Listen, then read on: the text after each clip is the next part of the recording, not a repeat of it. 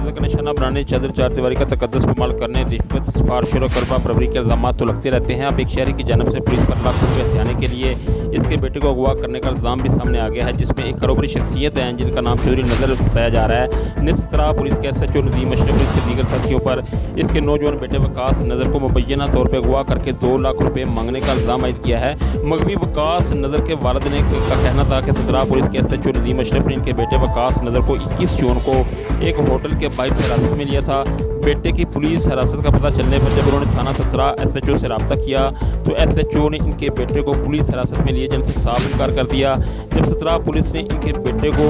बार बार कहने के बावजूद भी ना मिलवाया ना इनके हवाले किया तो उन्होंने अपने बेटे की पुलिस से बाजियाबी के लिए हाई कोर्ट में रिट दायर की है, जिस पर हाई कोर्ट ने DIG लाहौर फकीर अहमद सखेरा को इंक्वायरी ऑफिसर मुकर्रर किया है। मुबैना मगवी वकास नज़र के वालिद चौधरी नज़र ने हाई कोर्ट में रिट दायर करने पर पुलिस की जानिब से मुसलसल धमकियों और दबाव का इल्ज़ाम भी आयद किया है और उनका यही कहना है कि वज़ीर-ए-आला पंजाब और IG पंजाब इस मामले का नोटिस लें और इनके बेटे को 17 पुलिस की हिरासत से बाहिफाजत बाजियाब करवा के इनके हवाले किया जाए। जी।